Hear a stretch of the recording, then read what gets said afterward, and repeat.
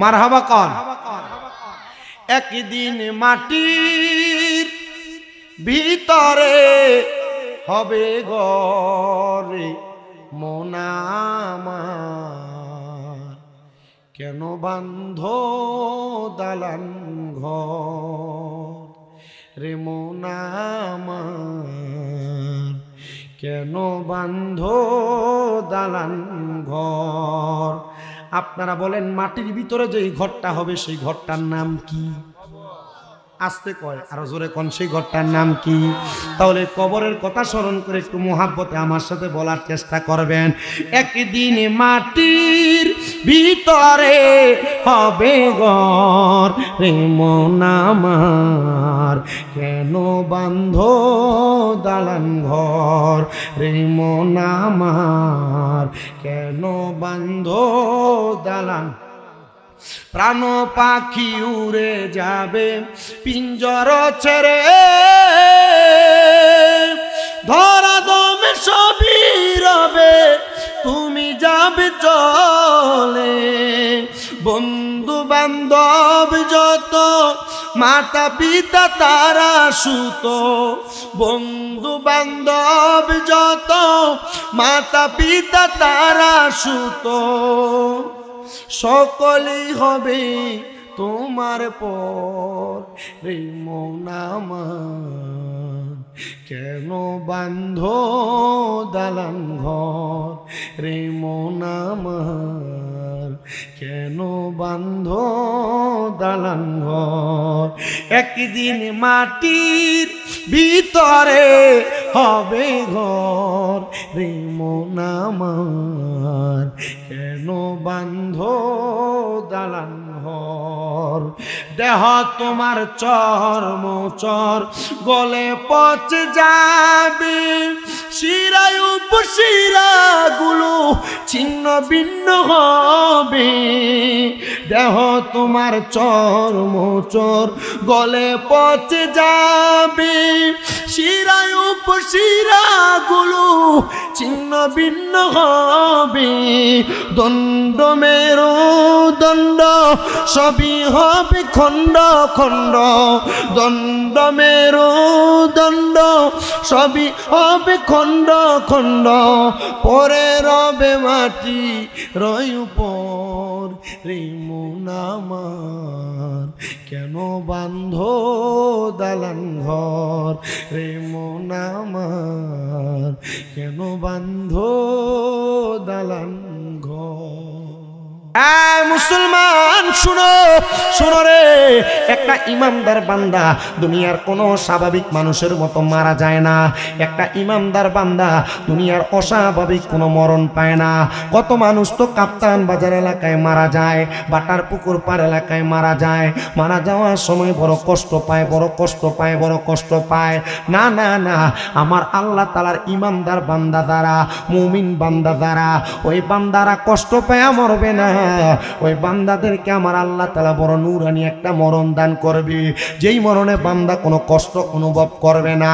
যেই বান্দাটা ইমানদার হয়ে থাকবে গো, মরার আগে যখন সাকরাতুল মাউতের বিছানায় শুয়ে যাবে, সাকরাতুল মাউতের বিছানা হলো মৃত্যুবরণ করার আগে আজরাইল আসার পরে যেই বিছানায় বান্দা শুয়ে থাকে অথবা যেই অবস্থার মধ্যে থাকে, মরণের পূর্ববর্তী সময়টাকে বলা হয় সাকরাতুল মাউতের বিছানা। ওই কঠিন মুসিবতের সময় একটা ইমানদার বান্দার কাছে আমার আল্লাহ তাআলা একবার দুইবার না তিনবার না চারবার আজরাইল আলাইহিস সালাতু ওয়াস সালামকে প্রেরণ করবে। চারবার প্রেরণ করার পরেও ওই ইমানদার বান্দার রূহ আজরাইল আলাইহিস সালাতু ওয়াস সালাম নিতে পারবে না। কেন কেন? কারণটা কি একটাবার আপনার জানতে ইচ্ছে করে না? হ্যাঁ রে মুসলমান, কারণ একটা ইমানদার স্বাভাবিকভাবে অস্বাভাবিকভাবে মারা যাবে না। একটা ইমানদারের রূহ যখন আমার আল্লাহ তাআলা দুনিয়া থেকে উঠে নিয়ে যাবেন। একটা নতুন দুলহানকে বিবাহ করানোর সময় যেমন সুন্দর করে সাজায়া সাজায়া বিবাহ করার জন্য মেয়ের বাড়িতে প্রেরণ করা হয়, একটা দুনিয়ার ইমানদার বান্দারে আমার আল্লাহ তাআলা এর চাই তার সম্মানের সাথে দুনিয়া থেকে কবরে নিয়ে যাবে। এক কাপ্তান বাজার বাটার পুকুর পাড় এলাকার পর্দার অন্তরালের আমার আম্মুজি, তোমরা যারা নামাজ পড়ো না, তোমরা যারা স্বামীর আদেশ মান্য করো না, তোমরা যারা বেপর্দা ঘুরে বেড়াও, আমি আসার সময় দেখলাম এই মাহফিলের উসিলায় এলাকাতে যত বড় মেলা বসছে, আমার মনে হয় বাটার পুকুর পাড়ের মহিলারা এখনো আর বাড়িতে নাই, সব মনে হয় রাস্তার মধ্যে নেমে আসছে। ও মা, আমি চাই না গো বাটার পুকুর পাড় এলাকার কোনো মহিলা দুজকে যাক, আমি চাই না গো আপনাদের কোনো ভাই বাবাদের মা বাবা, আপনাদের কারোর স্ত্রী, আপনাদের কারোর বোন, আপনাদের কারোর নিজের মা নিজের বোন এরা দুজকের আগুনে জ্বলো। আমি চাই এলাকার প্রত্যেকটা মহিলা জান্নাতে যাক, আমি চাই এলাকার প্রত্যেকটা বয়স্ক মুরব্বী জান্নাতে যাক, আমি চাই এলাকার প্রত্যেকটা যুবক ভাই জান্নাতে যাক, আমি চাই এলাকার প্রত্যেকটা ছোট ছোট বাচ্চা জান্নাতে যাক। ইয়া রাসূলুল্লাহ, ও মায়ের নবী গো, আপনি বলেন না জান্নাতে যাওয়ার এমন একটা সহজ উপায়ের কথা বলেন না। নবী আমার বলে উম্মত, জান্নাতে যাওয়ার এক নাম্বার সহজ উপায়ের কথা বললে তোমরা স্বাভাবিকভাবে বুঝবা না। নবী গো, কেমনে আপনি আমাদেরকে বোঝা দেন। বলে দুনিয়ার জমিনের মধ্যে কোনো মানুষ যদি এক নাম্বার মুমিন হয়ে যায়, দুই নাম্বার আমলওয়ালা ইমানওয়ালা হয়ে যায়, এই দুইজন ব্যক্তিকে আমার আল্লাহ তাআলা জান্নাতের উচ্চ পদস্থ মাকাম দান করবে, জান্নাতের সবচেয়ে বড় জায়গা প্রদান করবে। ও আল্লাহ, আমরা ঈমানওয়ালা হওয়ার কথা বলেন, ও বাবা ঈমানটা পরিপূর্ণ ঠিক আছে কিনা একটা বার আপনি যাচাই বাছাই করে দেখেন। 5 ওয়াক্ত নামাজ পড়তেছেন, কপাল কালো হয়ে যাচ্ছে, কিন্তু আপনার ঈমানের মধ্যে বড় ঘাটতি আছে। আপনি আল্লাহর সঙ্গে শিরিক করেন, আপনি আল্লাহর আদেশ অমান্য করেন, আপনি রাসূল পাকের শান ও মান আজমতের কথায় কোনো জানেন না ভালো করে। ঈমান যদি ঠিক থাকে আপনি কখনো কবর হাসরের কথা ভুলে যাবেন না। ঈমান যদি ঠিক থাকে তাহলে কোনোদিন আপনি আপনার তকদিরের ব্যাপারে বাজে মন্তব্য করবেন না। ঈমান যদি ঠিক থাকে পরকালের ব্যাপারে আমার মধ্য থেকে টেনশন চলে যাবে না। ঈমান যদি ঠিক থাকে তাহলে একটা মানুষ কোনোদিন নামাজ ছাড়বে না। বলো এটা কি বলেন, ঈমান আর নামাজের সাথে সম্পর্কটা আবার কিসে? আমি জানতে চাই বাবারা, ও কাপ্তান বাজার ভাটার পুকুর পাড়ের মানুষ, একটা মানুষ বেঁচে আছে কিন্তু মানুষটার পিঠ নাই, পিঠ ছাড়া মানুষ, যেটাকে দুনিয়ার মানুষ মেরুদণ্ডহীন পানি মনে করে। মেরুদণ্ডহীন বুঝতেছেন তো, যেটার মেরুদণ্ড নাই, যেটা চলতে পারে না, যেটা চললেও হামাগুড়ি দিয়ে চলে। একটা মানুষের দেহের মধ্যে যদি পিঠ না থাকে ওই মানুষটা সোজা হয়ে থাকতে পারবে না। আবার একটা মানুষের পিঠের সাথে যদি পেট না থাকে তাহলে মানুষটা খাবার ছাড়া বাঁচতে পারবে না। আল্লামা আমিনুল ইহসান রহমতুল্লাহ আলাইহি ওনার লিখিত একটা মাকবারায়ে আমল, কবরে যাওয়ার আমলের কিতাবের মধ্যে লিপিবদ্ধ করে গেলেন। একটা মানুষের ঈমান এবং আমল হলো, একটা মানুষের ঈমান এবং আমল হলো তার পেট এবং পিঠের মতো। জি, পেট এবং পিঠের মতো। হযরতে আমিনুল ইহসান রাহমাতুল্লাহ আলাইহি বলেন, এ দুনিয়ার মানুষ শুনো, দুনিয়ার জমিনের মধ্যে থাকা অবস্থায় একটা মানুষের পেট ছাড়া যেমন পিঠটাকে সুন্দরভাবে মানুষটাকে রাখা যায় না, আবার পেট থাকলে পিঠ ছাড়া যেমন ভাবে মানুষটাকে রাখা যায় না। একটা মানুষের ঈমান আছে বলল, কিন্তু নামাজ পড়ে না, রোজা রাখে না, হজ করে না, যাকাত দেয় না, দান সদকা করে না, পরের হক মেরে মেরে খায়, হারাম খাবার খায়, সুদের টাকা খায়, ঘুষের টাকা খায়, মানুষের সম্পদ দখল করে করে খায়। ওই মানুষটা মনে মনে ইমানদার দাবি করলো। এবার আপনারা বলেন, এমন মুসলমান দাবি করা মুসলমান তারা নামের মুসলমান, হারাম খায়া খায়া পেটটা বড় বানাইছে, পরের হক মাইরা মাইরা খায়, মানুষের উপর অন্যায় অত্যাচার করে করে খায়, এমন নামের মুসলমান সোনার বাংলাদেশে আছে না? না, আপনারা আসতে বলছেন আছে? মাহফিল কমিটির তাবারুক রেডি। আমি আমার যে সময় আছে সময় অতিবাহিত করব আমার ওয়াজের দ্বারা। আপনারা যদি শোনেন উপকৃত হবেন, যদি না শোনেন তাও আমার অসুবিধা নেই, কিন্তু মূল বিষয় হচ্ছে আমি কথা বলার পর যেই ব্যক্তি তার আমলে জিন্দিগিতে বাস্তবায়ন করলো, হয়তো বা এই কথার মাধ্যমে সে নাজাত পাবে। যদি আপনি বাস্তবায়ন না করেন, নাজাত পাবেন কি পাবেন না সেটা আপনার বিষয়, আল্লাহ তাআলার সাথে না। আমার মূল কথা, ময়দানে মাশরে যদি আল্লাহ আমাকে আটকায়, তুমি যা বলেছো তুমি তা করেছো কিনা, তখন আমি আল্লাহর কাছে আটকা পড়ে যাব।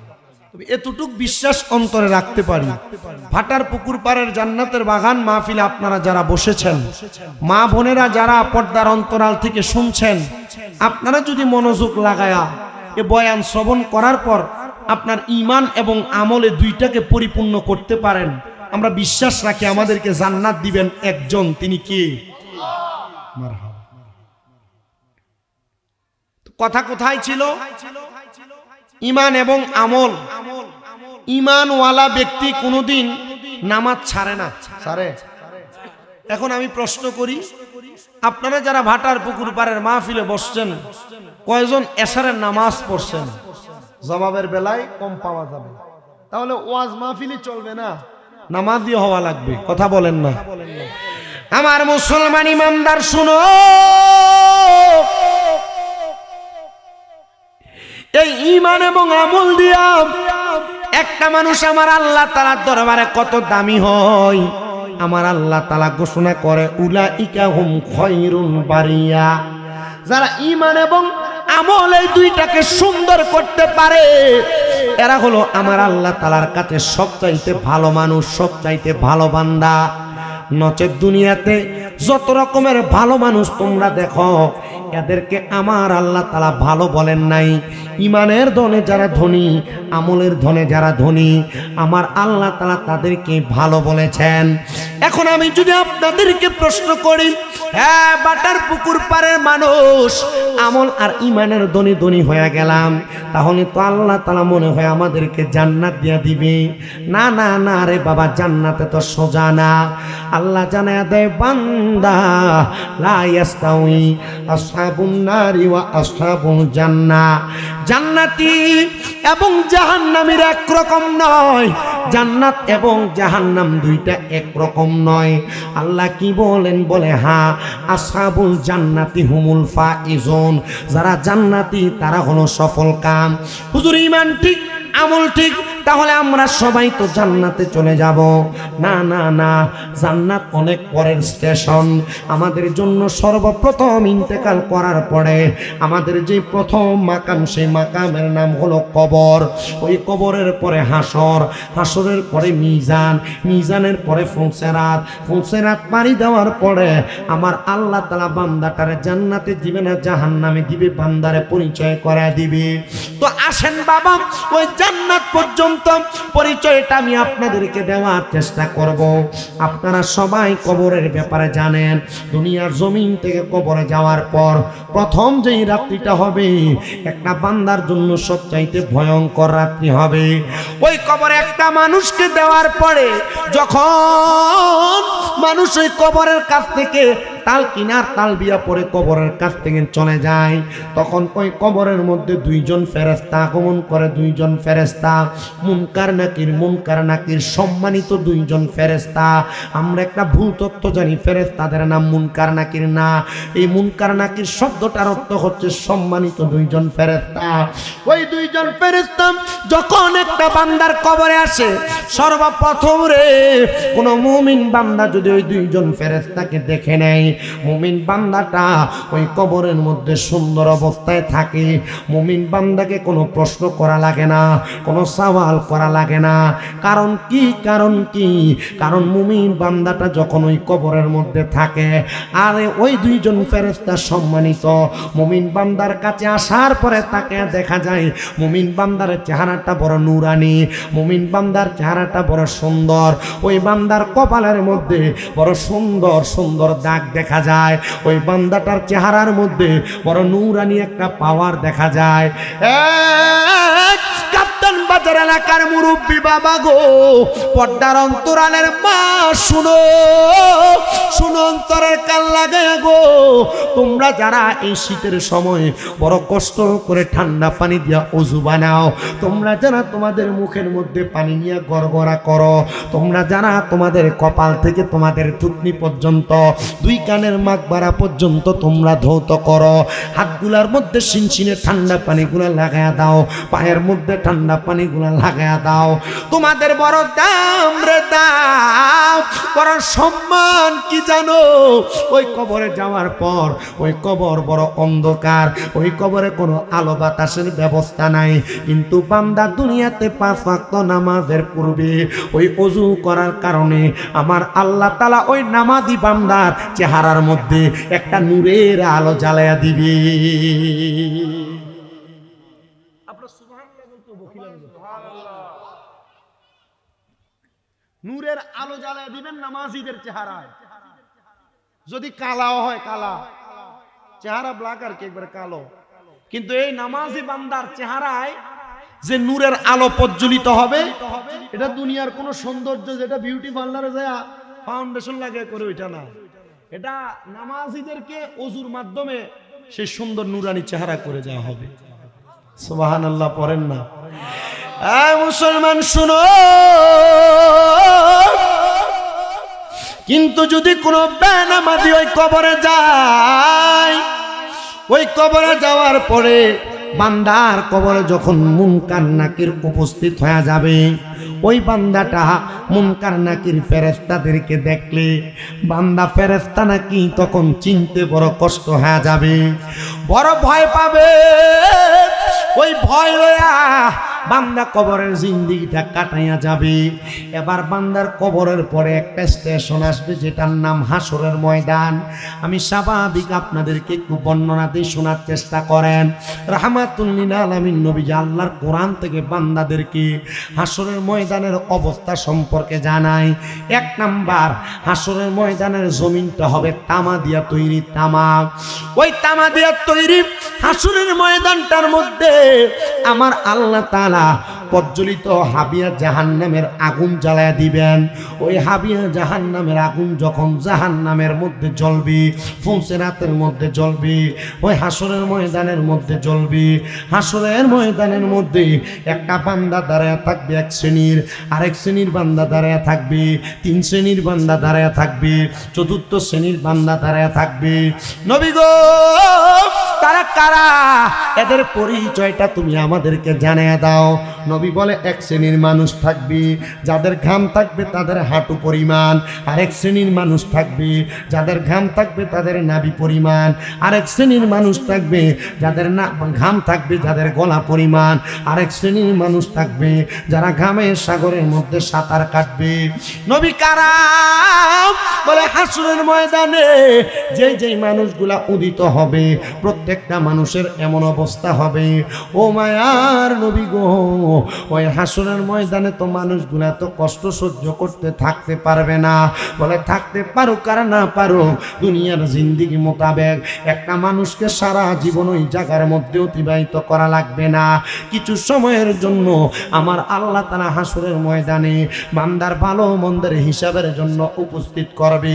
একটা বান্দা যখন ভালো মন্দের হিসাবের জন্য উপস্থিত হয়ে যাবে, আমার আল্লাহ তাআলা ওই হাসরের ময়দানের কষ্ট অনুভব করানোর জন্য হাসরের ময়দানে প্রত্যেকটা বান্দার মাথার 4 আঙ্গুল উপরে পড়ে, 1 টানা 2 টানা 3 টানা বর্তমান যে সূর্য আমরা দেখতে পাই, 1 করে 12টা সূর্যের তাপ বান্দার মাথার উপরে লাগায় দিবে।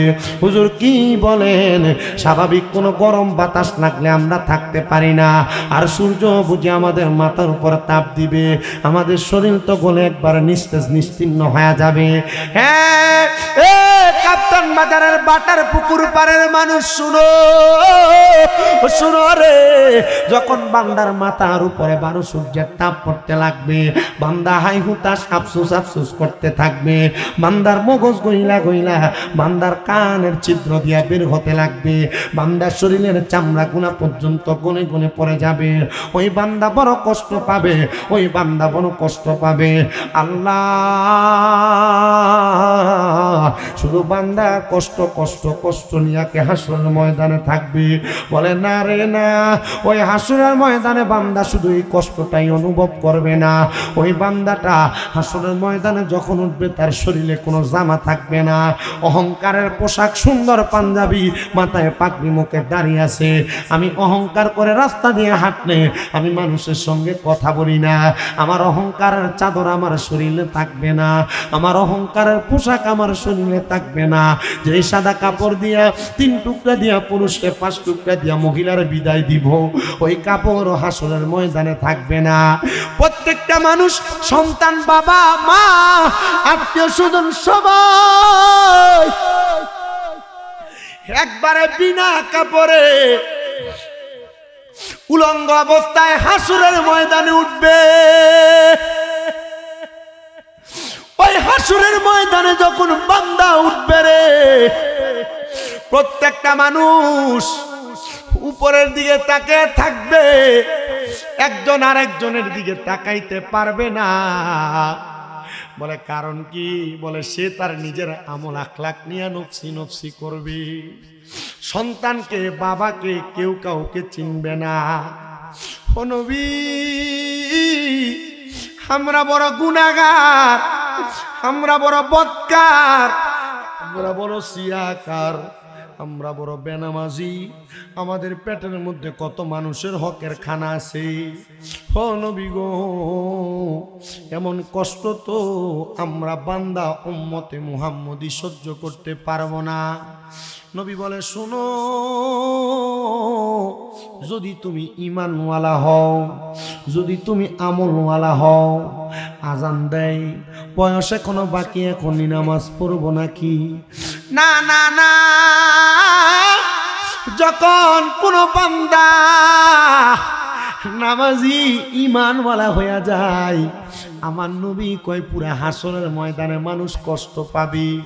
আমার আল্লাহ তাআলা আমি নবীকে তখন একটা ক্ষমতা দিবে, যে ক্ষমতার নাম লেওয়ায়ে হামদ। ওই লেওয়ায়ে হামদের পতাকার নিচে আমি নবী দাঁড়ায় থাকবো। আমি নবী হাসরের ময়দানে হাসরবাসীর দিকে তাকিয়ে থাকবো রে। আমি দেখবো কার চেহারার মধ্যে নামাজের নূর দেখা যায়, কার পেটের মধ্যে হালাল খাবার দেখা যায়। আমি দেখব কার চোখের মধ্যে দুনিয়ার সব ভালো ভালো কাজের কথা তার চোখে বেশি ওঠে। আমি তার কপালে তাকে দেখব, তার কপালে ভালো কথা, কাজের কথা আছে না মন্দ কাজের। আমি নবী তার কলবের দিকে তাকাইব, তার কলবে কোন সময়ে কোন কথা চলাফেরা করেছে, কি মানুষের ভালোর কথা না খারাপের কথা।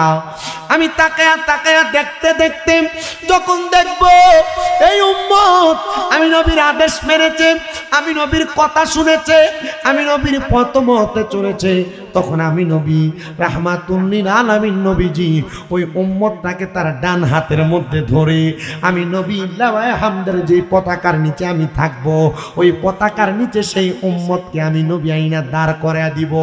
সূর্য 12 সূর্যের তাপ মাথায় থাকা লাগবে না। লাওয়ায়ে হামদের পতাকার নিচে যখন নামাজি, মুত্তাকি, ইমানদার ইমানদার ইমানদার মুমিন মুসলে আবেদ বান্দারে আইনা দাঁড় করাবে, তখন তার কাছে বড় স্বস্তি লাগবে, বড় আরাম লাগবে। ইয়া রাসূলুল্লাহ, এমন আরামকে আমরা পাবো। যদি তোমরা পাইতে চাও তাহলে ইমানের ধনে ধনী হয়ে যাও, আমলের ধনে ধনী হয়ে যাও। আমি আপনাদেরকে আগেই বলেছি, ইমানওয়ালা নামাজ ছাড়ে না, ইমানওয়ালা রোজা ছাড়ে না, ইমানওয়ালা দান সদকা ছাড়ে না, ইমানওয়ালা পরের হক খায় না, ইমানওয়ালা সুদ খায় না, ইমানওয়ালা ঘুষ খায় না, ইমানওয়ালা মানুষের পরের স্ত্রীর দিকে নজর দেয় না, ইমানওয়ালা দুনিয়াতে থাইকা জেনা ব্যভিচার করে না, ইমানওয়ালা গান বাজনা নিয়ে ব্যস্ত থাকে না, ইমানওয়ালা আল্লাহ তাআলার জিকির ফিকির নিয়ে ব্যস্ত থাকে, ইমানওয়ালা মাওলার খুশির জন্য কাজ করে। কথা বলেন না ঠিক না বেটি? মুসলমান শোনো, দামেস্ক এলাকার বাদশা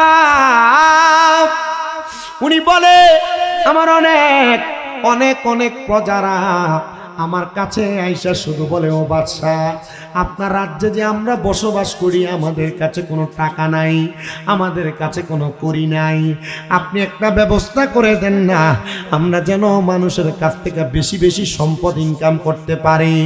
বাদশা বলে, এই দামেস্কের মানুষ, তোমরা কি চাও? কিসের মাধ্যমে তোমাদেরকে সম্পদের ব্যবস্থা করে দিব? দামেস্কের দুই একজন প্রজা বাদশাকে ডাক দিয়া বলতেছে, গো বাদশা, অন্য কোনো কিছু চাই না, আমাদের এলাকার মধ্যে সবচাইতে বেশি জব হয়, সবচাইতে বেশি গম হয়, আপনি বলেন না আমরা যেই জব এবং গমকে 2 টাকা শেয়ারে বিক্রি করি, এই গমটাকে এবং জবটাকে আমরা যেন তার 5 গুণ বাড়ায় মানে 10 টাকা শেয়ারে বিক্রি করতে পারি, 10 টাকা শেয়ারে বিক্রি করতে পারি। বাদশা ডাক দিয়া কয়, কি করবা রে? এত সম্পদ দিয়া কি করবা? তারা ডাক দিয়া বলে, আমাদের সন্তান, আমাদের স্ত্রী পুত্র, আমাদের আহলে আওলাদ পরিবার চালাইতে আমাদের অনেক টাকার প্রয়োজন। এবার আপনারা বলেন, পাগলও তো টাকা চিনে, টাকার দরকার নাই কার? বাদশারা বলছে, আপনি আমাদেরকে অনুমতি দেন, আমরা তো 2 টাকা শেয়ার করে আমাদের জব বিক্রি করি, আমরা যেন এই জবটাকে 10 টাকা করে কেজি বিক্রি করতে পারি। কয় টাকা? 10 টাকা করে বিক্রি করতে পারি। বাদশা বলেন, তোমরা এত সম্পদ দিয়ে কি করবা? তারা বলেন, বাদশা, পাগল মানুষ যিনারা, তিনারাও তো সম্পদ চিনি, আপনি বলতেছেন আমরা এত সম্পদ দিয়ে কি করব? সম্পদের দরকার আছে, আপনি আমাদেরকে ব্যবস্থা করেন। বাদশা ডাক দিয়ে বলে, হে আমার প্রজার দল, শোনো, আমি তোমাদেরকে সামনে রাখলাম, আর আমার যিনি সেনাপতি তিনাকে ডাক দিলাম, আসো সেনাপতি, আমার সামনে আসো। আর সব আমার প্রজাদের মধ্য থেকে একজন ছোট প্রজাকে ডাক দিলেন, প্রজার সামনে আসো। 2 জনকে বাদশার সামনে রাইকা বাদশার পকেট থেকে অথবা আস্তিনের ভিতর থেকে প্রজার হাতে মাত্র 1 দিরহাম তুলে দিলেন। 1 দিরহাম, কয় দিরহাম? 1 দিরহাম তুলে দিলেন। আর উনার সেনাপতির হাতে 1000 দিরহামের একটা পুটলি প্রদান করলেন। বললেন, শোনো, তোমরা সবাই সাক্ষী থাকবা, আমার সেনাপতি এবং আমার একজন প্রজা, তারা 2 জনকে, একজনকে দিলাম 1 দিরহাম, আর একজনকে দিলাম 1000 দিরহাম। তারা এই দিরহাম গুলা নিয়ে যার যার বাড়িতে যাবে। কে কত টাকা খরচ করেছো, কত দিরহাম খরচ করেছো, আগামীকালকে তোমরা আমাকে হিসাব দেওয়া লাগবে।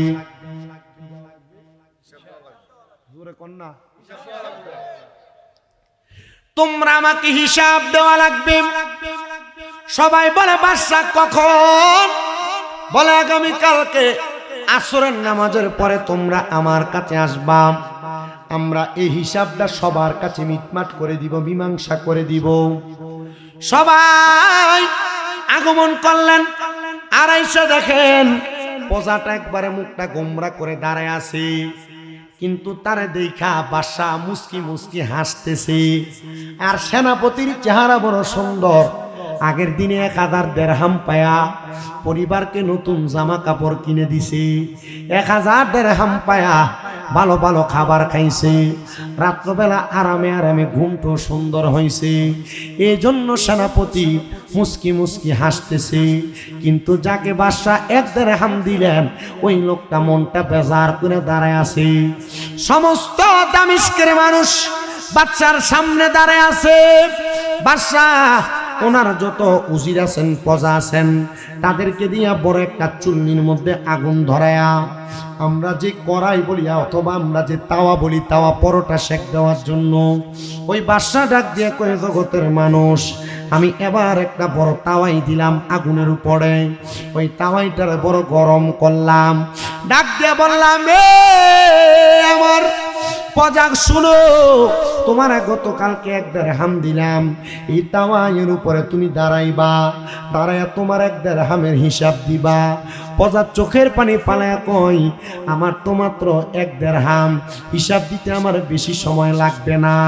1 পা দিয়া দাঁড়ায়া উইটা ডাক দিয়া কয়, ওগো আমার বাদশা, হাতে লাগাইতে পারি নাই, এটা আমি আপনি বাদশার স্মৃতি হিসেবে রেখে দিছি। এটা বলে লাভ দিয়ে প্রজা নেমে গেছেন। আর সেনাপতি কত সুন্দর হাস্যোজ্জ্বল চেহারা, 1000 দিরহাম পায়া আগের দিন বড় ভালো ভালো খাবার খাইছে, আরামসে রাত্রবেলা ঘুমাইছে। কিন্তু যখন এই গরম তাওয়ার উপরে উঠতে বলছে, সেনাপতির চোখের পানি ঝরঝর করে ছেড়ে দিছে। বাদশাহ, যদি আমি গতকালকে জানতাম গো এই তাওয়ার উপরে দাঁড়ায়া দাঁড়ায়া আমি হিসাব দেওয়া লাগবে আমি আমার 1000 দিরহাম কি করছি, তাহলে আমি 1000 দিরহাম নিতাম না। বাদশাহ ডাক দিয়া কয়, পদারা শুনছনি, তোমাদেরকে আমার আল্লাহ তাআলা যা সম্পদ দিয়েছেন এগুলার উপর তোমরা শুকর গুজার করো। যদি বেশি সম্পদের মালিক হয়ে যাও, এই তাওয়াটা কত গরম, কত গরম, এটার চাইতে আরো বেশি গরম হবে হাসরের ময়দান। সহ্য করতে পারবা না, সহ্য করতে পারবা না। যত অর্থ ইনকাম করবা সব অর্থের হিসাব সেই জায়গায় দেওয়া লাগবে। এ মুসলমান ইমানদার, একটাবার চিন্তা করছনি সেই হিসাব যদি মাওলার কাছে দেওয়ার জন্য তোমার দাঁড় করায়। এ পর্দার অন্তরালের মা, তোমার স্বামী অল্প ইনকাম করলে তোমরা যারা স্বামীকে মন্দ কথা বলো, তোমরা বলো তোমার বেশি কামাই করার মুরুদ নাই, পাওয়ার নাই, ক্ষমতা নাই, তোমার চাইতে বয়সে কম বাটার পুকুর পারেন অমুকের ছেলে লাখ লাখ কোটি টাকা ইনকাম করে। মা গো, এমন শব্দ ব্যবহার কইর না। মনে রাখবা আল্লাহ তাআলার ঘোষণা, লা ইউকাল্লিফুল্লাহু নাফসান ইল্লা উসআহা। আমার আল্লাহ কয় আমি কারোর সাধ্যের বাহিরে কোনো কিছু চাপে দেই না। অল্প যা কামাই করো তাতে তুমি শুকর গুজার করো, আর যে ব্যক্তি বেশি কামাই করো তুমি তোমার বেশির মধ্যে শুকর গুজার করো।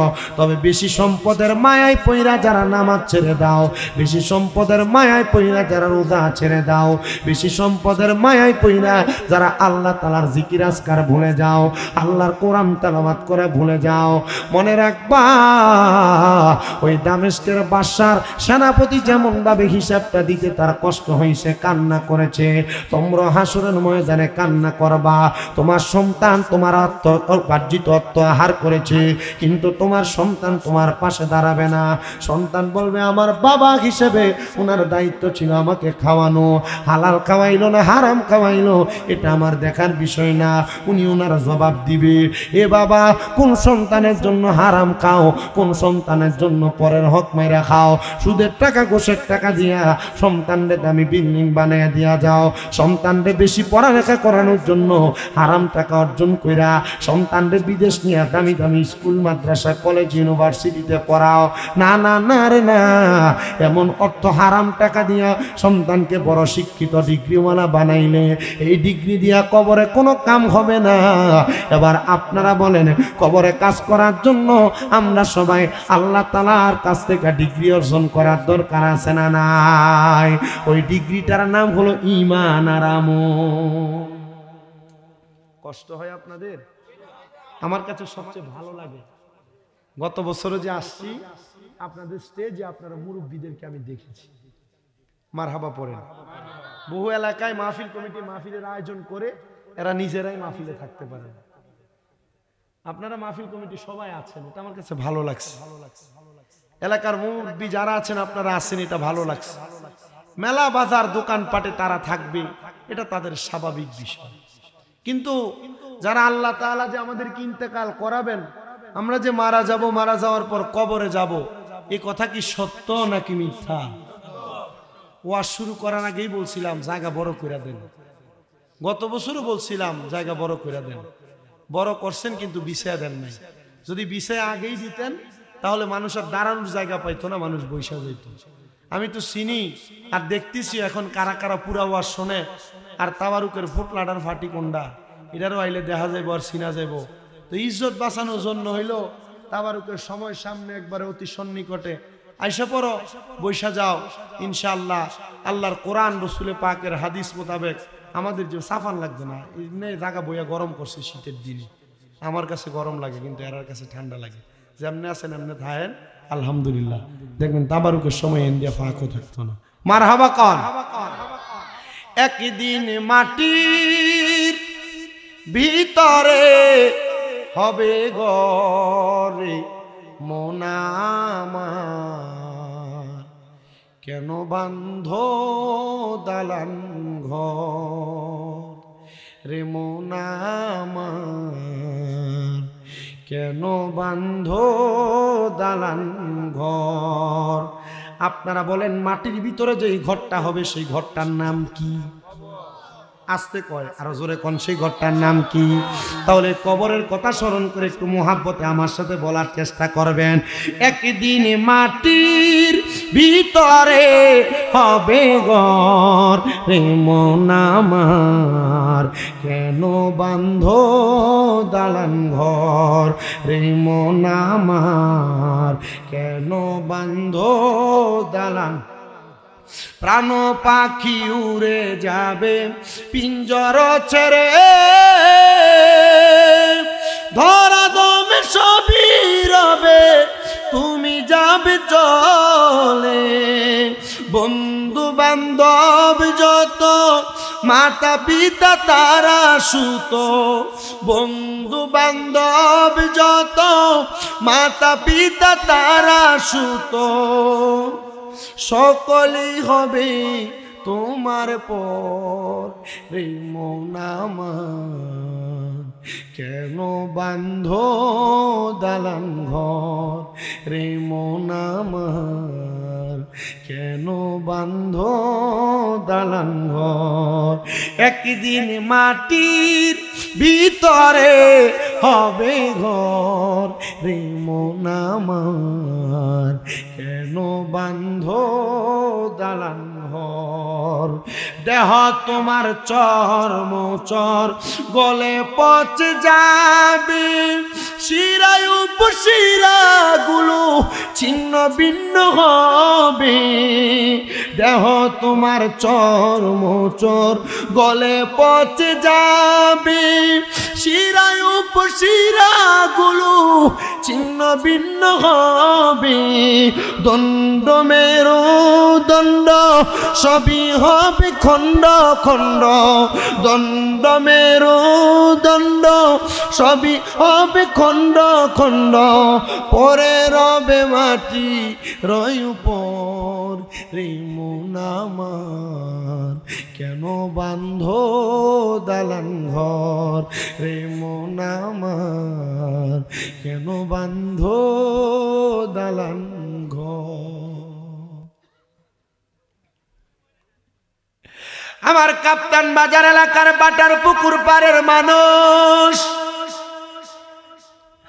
যারা শীতের দিন আসার পরে দামি কম্বল ছাইরা উঠতে পারো না, আরামের গরম বিছানা ছাইরা উঠতে পারো না, আমি তোমাদের কাছে ওই বাদশার পরিবর্তনের পরে বাদশার স্ত্রী কেমনে ইসলামের উপর পরিবর্তিত হয়ে আগমন করছে একটু শোনাই, শোনো। ওই বাদশার টাকা বেশি, সম্পদ বেশি, অর্থ বেশি। মানুষের যত অর্থ বেশি হয়, টাকা বেশি হয়, আরামায়েশের ইচ্ছা তত বেশি হয়, ঠিক না? যদি পাখা একটা চলে দুইটার ব্যবস্থা করে, যদি এর থেকে বেশি ইনকাম হয় একটা এসি লাগানোর ব্যবস্থা করে। এসি যদি ঠিক হয়, সোনারগাঁও হোটেলে কোন বিছানাটা বিছায়, খুব কমফোর্টেবল একটা বিছানা যেটাতে শুইলে দেড়াত নিতে চলে যায়, এমন একটা বিছানা খোঁজ করে, কথা কন না, ঠিক না? দামি বিছানা তালাশ করে। বাচ্চার স্ত্রী বলেন, আমার সম্পদের কোনো অভাব নাই, আমি যে বিছানাতে ঘুমাই। মানুষ তিন কারণে বেশি ইনকাম করে। কয় কারণ? কথা কন না, কয় কারণ? ভালো থাকা, ভালো খাওয়া, ভালো ঘুম, ভালো খাওয়া, ভালো চিকিৎসা। কয়টা কারণ? এই তিনটা দিক একটা মানুষের ঠিক থাকলে এ মানুষ আর দিন দুনিয়ার কথা চিন্তা করে না, দিন দুনিয়ার কথা চিন্তা করে না। এই তিনটা জিনিস। বাদশার স্ত্রী বলেন, আমি যে বিছানাতে ঘুমাই, এই বিছানা বড় আরামের বিছানা, বড় সুন্দর বিছানা। তো বিছানাটাকে পরিষ্কার করে প্রতিদিন ওই বিছানার উপরে সুন্দর সুন্দর গোলাপের পাপড়ি বিছিয়ে দিতেন। গোলাপের পাপড়ি, একটা দাসী রাখলেন, একটা বান্দি রাখলেন, একটা কাজের মহিলা রাখলেন। সুন্দর করে প্রতিদিন ওই আলেয়া নামক একটা মহিলা, ওই কাজের মহিলাটা বাদশার রানীমা যিনি, শাহজাদি যিনি, রানীমার বিছানার মধ্যে সুন্দর সুন্দর গোলাপের পাপড়ি আর সুগন্ধি ছিটিয়ে দেয়। সব সময় ওই বিছানার মধ্যে আরামে আরামে ঘুমায়। একদিন ওই আলেয়া নামক ওই দাসী মহিলা তিনি বলেন, আমি চিন্তা করতে লাগলাম এত সুন্দর সাদা একটা বিছানা, যেটার উপর গোলাপের পাপড়ি ছিটাইলে, সুন্দর সুগন্ধি মারলে, এটার মধ্যে রানীমা আরামে ঘুমায়। আমি যদি একদিন ঘুমাইতে পারতাম। তিনি আরামে সে বিছানায় একদিন রানীমার অগোছরে বিছানাতে ঘুমাইছেন।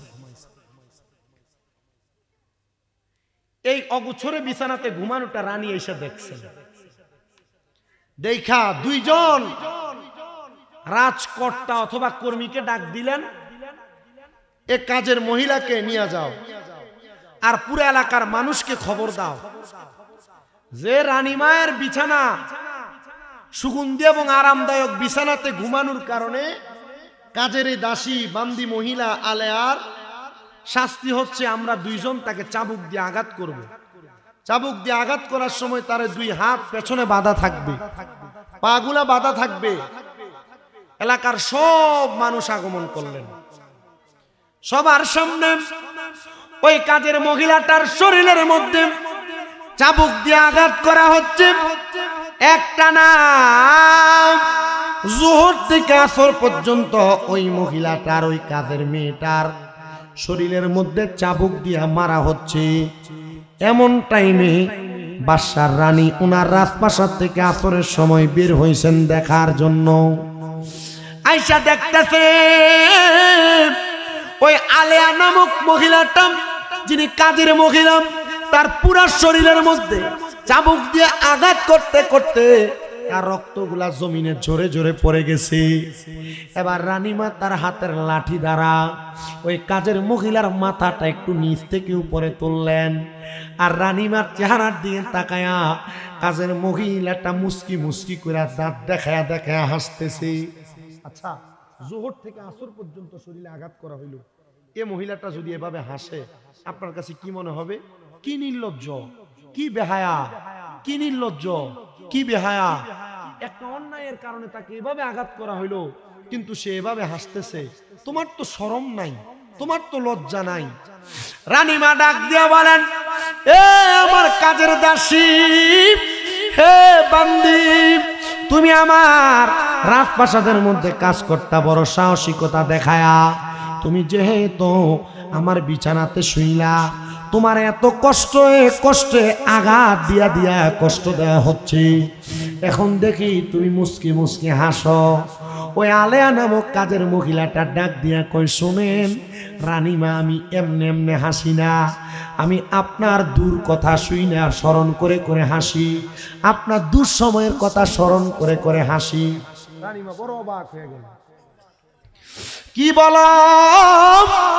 বলে, হ্যাঁ শুনেন, আমি কি বলি শুনেন আপনি।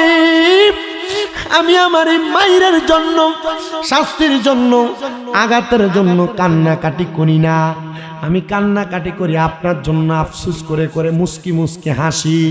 আমার চোখে পানি থাকতে পারে কান্নার আঘাতের, কিন্তু আমার মুখে হাসিটা হলো খুশির হাসি। বলে, কেন হাসো একবার বলো।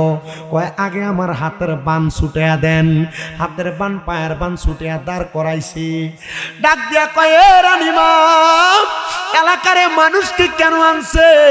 বলে, তুমি আমার বিছানাতে শুইয়া আমার বিছানার মধ্যে থাকার কারণে তুমি নিম্নবিত্ত, আমার উচ্চবিত্ত বিছানার মধ্যে ঘুমানোর কারণে শাস্তি। বলে, এই জন্য জোহর থেকে আসর পর্যন্ত এত কঠোর শাস্তি দিলেন? বলে, হ্যাঁ। এ রানীমা, আমি হাসি এই কারণে আমি তো সামান্য অল্প কিছুক্ষণ সময় এই বিছানাতে শোয়ার কারণে আপনি আমার জোহর থেকে আসর পর্যন্ত পিডাইছেন। রানীমা চিন্তা করছেননি, বছরের পরে বছর আপনি দামি বিছানার মধ্যে ঘুমায়া ঘুমায়া কাটাইয়া দিছেন। আপনি মরার পরে কবরের আযাবের ফেরেশতারা আপনারে কত পিডানু পিডাইব, আপনারে কত শাস্তি দিব। রানীমা বড় অবাক হয়ে গেল। কি বলল রে? একটা কাজের মহিলা আমার আখিরাতের কথা স্মরণ করে দিছে। কাপ্তান বাজারের, কুমিল্লা শহরের বাটার পুকুর পাড় এলাকার পদ্মার অন্তরালের মা সারা রাত্র পর্যন্ত মোবাইলে টিকটক চালায়, শর্ট ভিডিও দেখা, টিভি সিরিয়াল দেখা তোমরা যারা সারা রাত্র অতিবাহিত কইরা ফজরের নামাজের পূর্বে ঘুমাইতে যাও, মা শুনো শুনো শুনো গো, এই ঘুমের কারণে কবরের কঠিন আযাব, কঠিন শাস্তি, ফেরেশতাদের আঘাত তোমাকে সেবন করা লাগবে গো মা। এই কষ্ট সহ্য করতে পারবা না।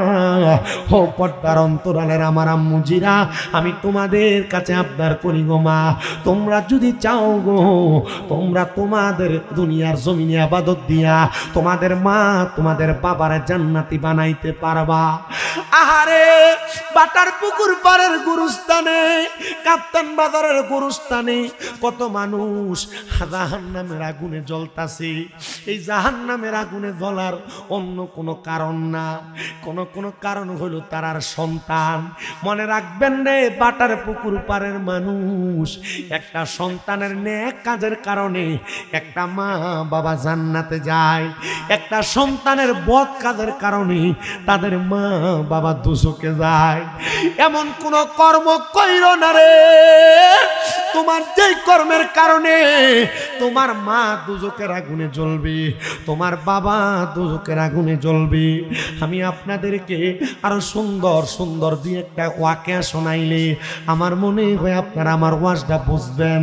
আপনাদের কি কষ্ট হবে বাবা? 11:30 বাজে, মোটামুটি 12টার মধ্যে শেষ করলে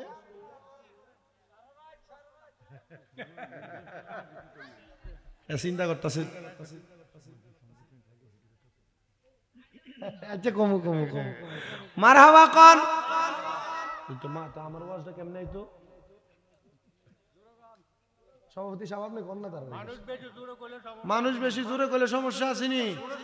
নির্বাচন আইতাছে, তফসিল ঘোষণা হয়ে গেছে, এক কাপ চায়ের কাছে তো বেশ হয়ে যাবেন গা। এসুনকালে তো মাশাআল্লাহ কি সুন্দর স্লোগান দিব, হ্যাঁ পাল্টে যাবেন গা আপনারা। আচ্ছা এটা নির্বাচন নিয়ে আমার কোনো কথা নেই, কারণ আমি আমার কথা এনে কইলেও কোনো কাম হইতো না, হইব? আচ্ছা, নির্বাচন করতে হইলে মোটামুটি এলাকার মানুষকে মাথা পিছু 500 করে টাকা দিয়া, এরপরে 1 পটলা করে বিরিয়ানি দিয়া যদি একটা সমাবেশের ডাক দিই, তাইলে না আমি নির্বাচনের বক্তব্য দেব। বহুত মৌলবী সাহেবরা দেখবেন ইউটিউবের ভিতরে নির্বাচনী বা রাজনৈতিক বক্তব্য স্টেজের ভিতরে দিয়া বেদাল লাগাই দেয় ইউটিউবের ভিতরে, আছে না এমন মৌলবী সাহেব? এটি সিটার, এটি কি জোরে কন, এটি কি সিটার? তোমার কে কইছে তুমি মাহফিলের স্টেজে রাজনৈতিক বক্তব্য দিতা? তোমার দলের কথা স্টেজে কইতে তোমার কে কইছে? বাটপারের দল কোনখানকার। এরপরে যদি কেউ কই যে হুজুর রাজনৈতিক বক্তব্য দিয়েন না, তখন কই যে কোরআনের মাহফিলে বাধা দিছে। কোরআনের মাহফিলে বাধা দিছে, তুমি রাজনীতি মাহফিলের ভিতরে আপনি কি কম যে এই 5 আগস্টের আগে যারা ছিল এরা যে চলে গেছে, এনে কি নাই? এরা মাহফিলে বিএনপি নাই, জামাত নাই, অন্যান্য দলের লোক নাই, তা আমি যদি আমার দলের কথা কই তখন এরার মনে কষ্ট যাইতো না? আমার কে বলছে এটা বাটপার? স্টেজের ভিতরে যারা রাজনৈতিক বক্তব্য দেয় এরা কি নাম্বার 1 বাটপার। এরা মাহফিলটাকে বিশৃঙ্খলা মুক্ত যুক্ত বানাইতে চায়, মাহফিলের ময়দানটাকে হাস্যরসের মঞ্চ বানায় ফেলছে। আপনি ঠিক কইলেও ঠিক, না কইলেও ঠিক। উত্তরবঙ্গ থেকে বেশিরভাগ এই কথাগুলো আসে, বগুড়া, নওগাঁ, সিরাজগঞ্জ, পাবনার অঞ্চল। আমাকে যখন ফোন দেয় হুজুর হুজুর আমাদের দাওয়াত দিতেছি, হুজুর হাদিয়াও ঠিক সব ঠিক, হুজুর রাজনৈতিক বক্তব্য আপনি কি দেন নাকি? আমি বলছি পুরো ইউটিউব খুঁজা দেখো, আমার কোন রাজনৈতিক বক্তব্য পাইলে এরপর দাওয়াত দেওয়ার দরকার নেই, উল্টা তোমার মাহফিলে হাদিয়া যা আমার থেকে তার ড্যামারেজ নিয়ে যাবে। কেন? আমি রাজনৈতিক বক্তব্য দেওয়ার জন্য আসছি? একবারে ডাইরেক্ট কথা, কোন হুজুর যদি স্টেজে রাজনীতির কথা বলতে আসে, কবেন যে হুজুর রাজনীতির বক্তব্য দিলে মাথা পিছু 500 করে টাকা দেন। কত কইরা? 500 করে টাকা দেন, একটা প্যাকেট করে বিরিয়ানি দেন, তাইলে হবে রাজনীতি। এরপরে আপনি মন্ত্র সাজান, আমরা এত সুন্দর কোরআন সুন্নাহর বাগান সাজাইলাম, মানুষের মরার ভয় দেখাইলাম, এখন মরার ভয় দেখাইয়া যখন আমি রাজনীতির কথা কমু, আমার সুন্দর সুন্দর কথাও কইলাম, নির্বাচনের আগের রাতে 500 টাকার কাছে ব্যস্ত হয়ে গেলাম, তার লাভ হইল? আল্লাহ কবুল করেন। কাপ্তান বাজারের রাস্তাটা তো হইছে মোটামুটি, ঠিক না? ইস 3 মাস আগেও ভালো ছিল না, কথা কই না কেন? 3 মাস আগেও ভালো ছিল না। আল্লাহ কবুল করেন। এবার কি বিরিয়ানি গরু দিয়া না মুরগি দিয়া? হাই রে মাশাআল্লাহ, মারহাবা কোন? ঠিক আছে, আপনারা আছেন তো ইনশাআল্লাহ? এবার যে কথাই ছিলাম কিতা ফজর নামাজ পড়বেন না আপনি আসেন মিস নাই মাশাআল্লাহ একটা নামাজি পাইছি আল্লাহ কবুল করক আমিন কোন তো যেই কথা বলতেছিলাম আপনাদের যাদের মা নাই একটু হাতটা তোলেন ঠিক আছে তোমরা বেটা হাত তোলেন এবার যাদের বাবা নাই তারাও হাত তোলেন যাদের মা বাবা নাই দুইজনই নাই তারাও হাত তোলেন হাত তোলেন আচ্ছা আপনার মা আপনার বাবা আপনার এত কষ্ট করে জন্ম দিয়েছেন আপনার মা বাবা এখন কবরে চলে গেছেন যদি আপনাকে কেউ বলে তুমি সন্তান আজকে গান বাজনা করার কারণে তুমি সন্তান আজকে মানুষের সম্পদ দখল করার কারণে তুমি সন্তান আজকে চাঁদাবাজি করার কারণে তুমি সন্তান আজকে নামাজ না পড়ার কারণে তোমার মা বাবা কবরের আযাবে জ্বলতেছে তখন কি আর আপনি এটা বিশ্বাস করবেন হ্যাঁ চিন্তা করবেন আমি তো দেখছি না জলুগা এমন না হে দুনিয়ার মানুষ শুনো নবী আমার বলে দুনিয়াতে কোনো মা বাবা এমন কোন সন্তান রেখে যাবে না যে সন্তান তার মা বাবার দোজখের আগুনে জ্বলার কারণ হয় এ মুরব্বী বাবা এ যুবক ভাই এ আমার পর্দার অন্তরালের মায়েরা আপনারা আপনাদের সন্তানদেরকে কোরআন সুন্নাহওয়ালা বানান যেহেতু আল আমিন ফোরকানিয়া মাদ্রাসা এবং মাদ্রাসা এই মাদ্রাসার মধ্যে আপনার সন্তানটাকে কমপক্ষে আল্লাহর কোরআন শিখান কেন শুনো সরকারি বেসরকারি প্রাইভেট এবং সরকারি যে কোনো স্কুলের মধ্যে বাচ্চা পড়ে গণিত অথবা ইংরেজি পড়ার জন্য একটা টিচারকে সর্বনিম্ন 2 বিষয়ে 2000 টাকা বেতন দেয় দেয়নি কিন্তু আরবি শিক্ষা গ্রহণ করানোর জন্য এই ভাটার পুকুর পাড়ের মানুষ এলাকার কবরবাসীদেরকে বাঁচানোর জন্য একটা সুন্দর জান্নাতের বাগান মাদ্রাসা খুলে ফেলছেন কোরআন শিখাও ছেলে মেয়েকে ওহে মুসলমান জান কবজের সময় তোমার হইবে রে আসান বলেন কোরআন শিখাও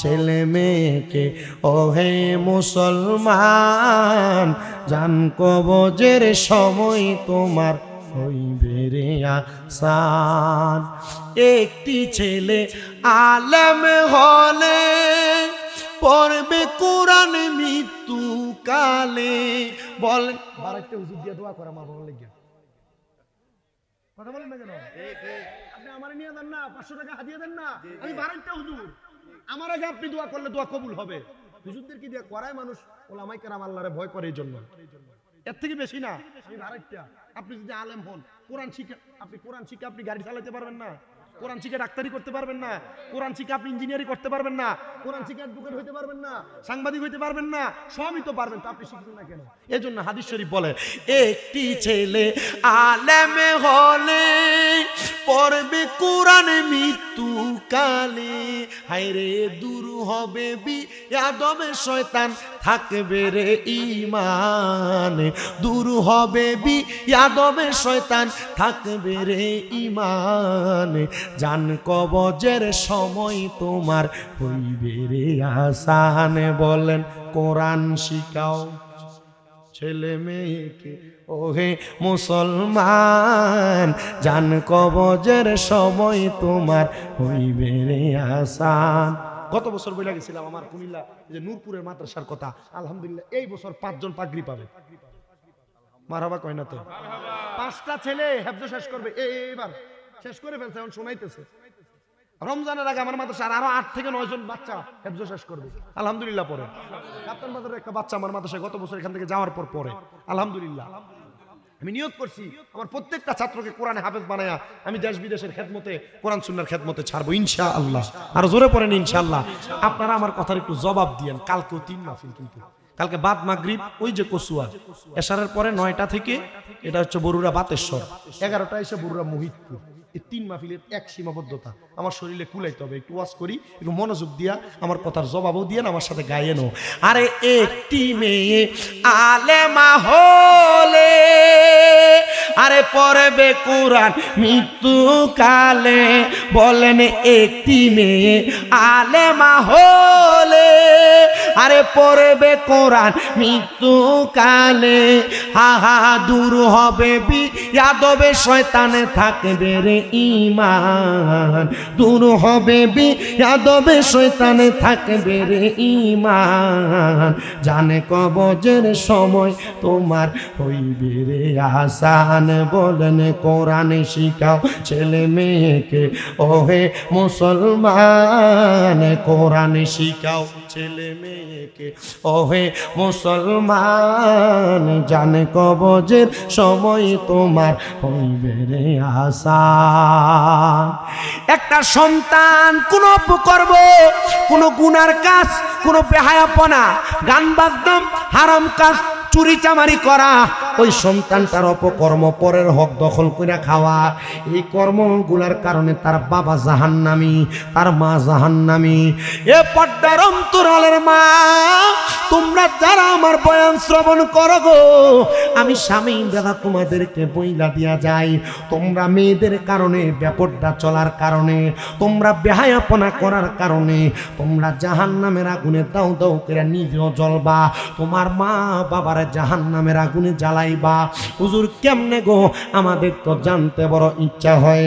হযরতে হাসান মুরাদ সারতনি রহমাতুল্লাহ আলাইহি আল্লাহ তাআলার একজন খাস বান্দা, হযরতে ওয়াকার উদ্দিন মুরাদাবাদী রহমাতুল্লাহ আলাইহি আল্লাহর একজন খাস বান্দা, হযরতে ইয়াকুব মুরাদাবাদী আল্লাহর আরেকজন খাস বান্দা। এই তিনজন খাস বান্দা একটা ঘটনার বর্ণনা করেছেন। তিনাদের কাছে তিনাদের একজন ওস্তাদ বলেছেন, উনি ফজরের নামাজ আদায় করে ওনার মুসল্লার মধ্যে অপেক্ষা করতে লাগলেন। ফজরের নামাজ পড়ে সূর্য উদয় হওয়ার আগে উনি নামাজের মুসল্লা থেকে উঠতেন না, অপেক্ষা করতেন, 2 রাকাত নামাজ পড়তেন, যেটাকে চাস্তের নামাজ অথবা দোহার নামাজ বলে। চাস্তের নামাজ অথবা দোহার নামাজ, মানে অনেক মুরব্বীরা আমলটা করে।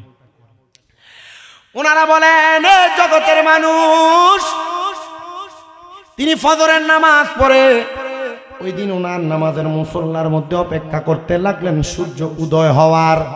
কিন্তু যখন উনি সেজদার মধ্যে পড়ে গেলেন, উনি সেজদার মধ্যে একটু ঘুমায় গেলেন, হঠাৎ করে আমি দেখলাম উনি ঘুম থেকে জাগ্রত হইলেন, কিন্তু ওনার চোখগুলা বেয়ে বেয়ে পানি পড়তেছে।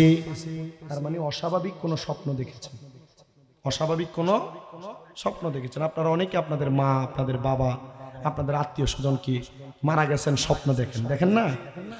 ওনারা ডাক দিয়ে বলেন, আমরা তাকে দেখলাম উনি ঘুম থেকে জাগ্রত হইয়া চোখের পানিগুলো ফেলে দিয়ে দিয়ে কান্না করতেছে। আমি জিজ্ঞাসা করলাম, ও গো আল্লাহর মকবুল বান্দা, হে আল্লাহর ওলি, আপনি আমারে বলেন না গো আল্লাহর বুজুর্গ, আপনি কেন ঘুম থেকে কান্না করতে করতে জাগ্রত হয়ে গেলেন? তিনি ডাক দিয়া বলতেছে, অন্য কোনো কারণে আমি জাগ্রত হই নাই, কারণ আছে। বলে কি? বলে আমি ঘুমের মধ্যে হঠাৎ করে স্বপ্ন দেখতে লাগলাম, আমার সামনে একটা জিন্দা মানুষ হেঁটে হেঁটে আসতেছে, কিন্তু দুনিয়ার মানুষ যেমন তিনি তেমন না। দুনিয়ার মানুষ স্বাভাবিকভাবে হেঁটে আসে, আমি দেখলাম ওনার নাভি থেকে পায়ের তালু পর্যন্ত আগুন দাউ দাউ দাউ দাউ করে জ্বলতেছে, আর নাভি থেকে মাথার তালু পর্যন্ত ভালো দেখা যায়। আমি বড় অবাক, এমন মানুষ তো আমি আমার জীবনে দেখি নাই, যার নাভি থেকে পা পর্যন্ত আগুনে অর্ধেক শরীর জ্বলে, আর নাভি থেকে মাথার তালু পর্যন্ত বড় ভালো দেখা যায়। আমি প্রশ্ন করতে লাগলাম, কে গো আপনি? বলে আমি একজন আলেমে দিন। আলেমে দিন মানে হুজুর বোঝাইছেন, আমি একজন আলেমে দিন। চিন্তা করো, হুজুর হইয়া কবরে গেছে, কিন্তু কবরের মধ্যে নাভি থেকে পায়ের তালু পর্যন্ত আগুনে জ্বলে, কত কঠিন শাস্তি ভোগ করে, অর্ধেক শরীর আগুনে জ্বলে, অর্ধেক শরীর ভালো।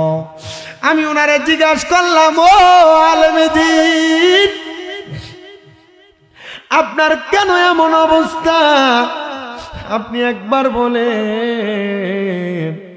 তিনি আমারে জবাব দেয়, আমি যখন ইন্তেকাল করি, আমার একটা বাচ্চা মেয়ে ছিল, তার বয়স ছিল 12 বছর। সে আল্লাহর কোরআন মুখস্থ করে ফেলছে, কোরআন সুন্নাহ মোতাবেক সে তার জীবন কাটাইছে।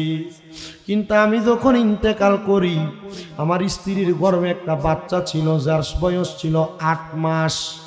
সে দুনিয়ার আলো দেখে নাই, আমি দেখার আগে দুনিয়া থেকে চলে আসছি। ওই মেয়েটা মায়ের গর্ভ থেকে দুনিয়াতে আসার পরে ওই মেয়েটা কোরআন সুন্নাহ মোতাবেক জীবন সাজায় নাই। এই জন্য আমার আল্লাহ তাআলা ওই বদকার মেয়েটা যে গুনাহগার, বেপরদা, হারাম পথে চলে, অবৈধ পন্থায় চলাফেরা করে, আমার আল্লাহ ওই মেয়েটার কারণে আমার অর্ধেক শরীর আগুনে দাউ দাউ করে জ্বালাইতাছে। এ কাপ্তান বাজারের বাটার পুকুর পাড়ের মা, আজ মাহফিল উপলক্ষে তোমরা যারা রাস্তায় দাঁড়ায়া দাঁড়ায়া পরপুরুষের সামনে চটপটি ফুচকা খাইছো, আমি আসার সময় দেখা দেখা আফসুস করছি। কুমিল্লা কান্দির পাড়ে যখন যাই, হাঁটার সময় আমি আফসুস করি। চকবাজারে যখন হাঁটতে বের হই, হাঁটার সময় আমি আফসুস করি। মাঝে মাঝে যখন আমরা রাস্তাঘাট দিয়া গাড়ি দিয়া চলাফেরা করি, হাঁটতে হাঁটতে আমরা বড় আফসোস করি। মহিলারা কি বোঝে না, তারা এই বেপরদা বেহায়াপনার কারণে আল্লাহ তাআলা তাদের বাবা মারে কবরে আযাব দেয়, আল্লাহ তাদের বাপ ভাই তাদের স্বামীর কবরে আযাব দেয়। এ বাবা, আপনাদের কাছে আমি করজোরে আবদার করি, আপনারা আপনাদের স্ত্রীদেরকে, আপনাদের মাকে, আপনার বোনকে কষ্ট করে একটু পর্দা করাইবেন, পর্দাতে রাখবেন। দেখবেন আমার আল্লাহ তাআলা আপনাদেরকে জান্নাতি বানাইবে এদের কারণে। উনি ডাক দিয়ে কয়, জগতের মানুষ, আমার ওই কন্যাটা বেপরদা বেহায়াপনা থাকার কারণে আমার আল্লাহ তাআলা আমার কবরে আযাব দিতেছে। বলে হ্যাঁ, তবে অর্ধেক শরীরকে আমার আল্লাহ কেন ভালো রাখছে জানেন? আমার একটা মেয়ে আছে যে 12 বছর বয়সে কোরআনে হাফেজা হয়েছে, আমার একটা মেয়ে আছে যে নামাজি, আমার একটা মেয়ে আছে যে রোজাদার, আমার একটা মেয়ে আছে যে আল্লাহর কোরআনের পথ মতে চলে। ওই মেয়েটার কারণে আল্লাহ তাআলা আমার অর্ধেক শরীর ভালো রেখে দিছে।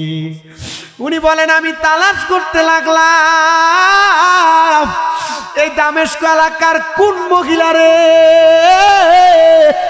গর্ভে 8 মাসের মেয়ে থাকতে তোমার স্বামী মইরা গেছে, তোমার 12 বছরের কন্যা থাকতে স্বামী তোমরারে ফালায়া ইন্তেকাল করছে। আমি তালাশ করতে করতে দামেস্কের প্রত্যেকটা ঘরের দরজায় দরজায় গেছি রে, কিন্তু আমি দেখছি কোনো মানুষ আমার জবাব দেয় না, এমন একটা মানুষ আমি পাইলাম না। কিন্তু আমি সর্বশেষ একটা ঘরের দরজার সামনে গেলাম, সালাম দিলাম, আসসালামু আলাইকুম ওয়া রাহমাতুল্লাহ। 2 বার 3 বার সালাম যখন আমি দিলাম, কিন্তু আমার সালামের জবাবটা কেউ দেয় না। এমন টাইমে ঘরের দরজাটা মিলা, আমরা ভাত খাওয়ার পরে যে হাত ধোয়ার পানিটা থাকে, এটা আমরা কুমিল্লার ভাষায় আইডা পানি বলি। ওই নোংরা নোংরা পানি একটা পাত্রের মধ্যে কইরাম, দরজাটা খুইলাম, আমার শরীরের মধ্যে ফিক্কা মেলা মারছে। আমি পবিত্র পোশাকটা অপবিত্র হয়ে গেছে বিদায় আমি এবার ফিরে চলে যেতে লাগলাম। এমন টাইমে চিকন সুরে কে জানি আমার একটা জবাব দেয়, ওয়া আলাইকুমুস সালাম ওয়া রাহমাতুল্লাহি ওয়া বারাকাতুহু। জোরে কোন আল্লাহু আকবার। আমার সালামের জবাব যখন দেই, আমি সালামের জবাব পাইয়া আমি পিছন ফিরা তাকাইলাম না। আমার দ্বিতীয়বার আবার সালামের জবাব দেই, ওয়া আলাইকুমুস সালাম। আমি জবাব পাইয়া আর পেছনের দিকে তাকাইলাম না। আমার তৃতীয়বার আবার সালামের জবাব দেই, ওয়া আলাইকুমুস সালাম। আমি তৃতীয়বারও আর তাকাইলাম না, আমার বড় রাগ হয়ে গেছে। কিন্তু তৃতীয়বার যখন আমি তাকাই না, আমার চতুর্থবার সে আর জবাব দেয় না, এবার উল্টা আমার সালাম দেয়, আসসালামু আলাইকুম ওয়া রাহমাতুল্লাহ। আমার বুঝতে দেরি হয় নাই, আমি তার 3 বার সালাম দিছি, সে আমার 3 বার জবাব দিছে। কিন্তু তৃতীয়বারের পরে চতুর্থবার জবাব না পায়া সে আমারে উল্টে সালাম দিছে। তার মানে সে বড় বুঝের মানুষ। আমি ফিরা দেখলাম দুইটা মাইয়া দেখা যায়, একটা মেয়ের চেহারা দেখা যায় না, বড় সুন্দর সাদৃশ্য চোখগুলা শুধু দেখা যায়, আর একটা মাইয়া চুলগুলা ছাড়া এলোমেলো, উগ্র ভাষায় রাগান্বিত চোখে আমার দিকে তাকায় আছে। ওই সালামের জবাব দেওয়া মেয়েটা ডাক দিয়া কয়ে, আল্লাহর বুজুর্গ বান্দা, আপনি আমার ঘরের দরজায় কেন গো? সালাম প্রদান করলেন, জবাব তো দিতে পারি নাই রাগান্বিত হইয়া। আপনি আমার তিনবার সালামের জবাব পাইয়া তাকান নাই, পঞ্চম চতুর্থবার যখন সালাম দিলাম এখন কেন তাকাইলেন? এবার উগ্র মায়াটা আরেকবার আমার দিকে এবার যেই পাত্রটা দিয়ে পানি মারছে ওই পাত্রটা মেলা মারছে। উনি ডাক দিয়া কয়, দুইজন কন্যা, তোমরাই কি ওই মায়ের সন্তান? তোমরাই কই বাবার সন্তান যারে 12 বছরের রাইকা আব্বা মারা গেছে? তুমি কি সেই মায়ের সন্তান যে মায়ের গর্ভের মধ্যে থাকা অবস্থায় 8 মাসের অবস্থায় বাবা হারা এতিম হয়ে গেছে? বলে হ্যাঁ। বলে এতক্ষণে বুঝতে পারছি রে মাইয়ার দল, তুমি মেয়ের কারণে তোমার আব্বা দুজকের আগুনে জ্বলে। মেয়েটা লাফ দিয়া হুজুরের কদম গুলাতে ধরছে, হুজুর যেই বাবারে আমি জন্মের পরে একবারও দেখি নাই, আমি মায়ের গর্ভে থাকতে আমার আব্বা ইন্তেকাল করেছে, আপনি কি বলেন? আমার কারণেই বুঝি আমার আব্বা কবরের আযাবের শিকার। ভালোবাসি তোমায় বাবা, বুকটা যে যাইছি রে, তোমার কথা হৃদয় মাঝে পড়ছে বারে বারে। বাবা তুমি কেমন আছো ছোট্ট মাটির ঘরে, তোমার কথা হৃদয় মাঝে পড়ছে বারে বারে। বাবা গো, ও বাবা, বাবা গো, ও বাবা। আমি জানি না এই কাপ্তান বাজার বাটার পুকুর পারে কোন সন্তানেরা জানি তাদের বাবারে মনের উপর মন মাটি দিয়া কবরে শোয়া দিয়া আজকের মাহফিলের মধ্যে বসে গেছো। সন্তান, আব্বা বড় কষ্ট করে তোমারে মানুষ করছে, এখন তোমার টাকার অভাব নাই রে, কিন্তু আব্বার মুখে একটু দামি খানা তুমি তুইলা দিতে পারো না। আব্বা জান কবরের বাসিন্দা। এ সন্তান, বাবার বয়সী কোনো কত মুরব্বীরা চোখের সামনে দিয়া হাঁটে, তুমি তোমার আব্বা জানরে দেখো না। ওরে দরজাটা খুলতে এ যাই ধোকা, বাবা বুঝি বলছে এলে নাকি খোকা, বুকের ভিতরটা লড়ে চড়ে উঠে, সবাই আছে শুধু বাবা নেই, শুধু বাবা নেই। হে যুবক, ওই বাবা বুঝি কবরের বাসিন্দা, ওই মা বুঝি কবরের বাসিন্দা। মা দামি কোনো খানা খায় নাই, মা সকালের পান্তা বাতি খায় নাই, রাইখা দিছে আমার সন্তান রৌদ্র দিয়ে আইলে পান্তা বাতি খাইলে কলিজা ঠান্ডা হবে। ওই মা এখন কার কবরে শোয়া?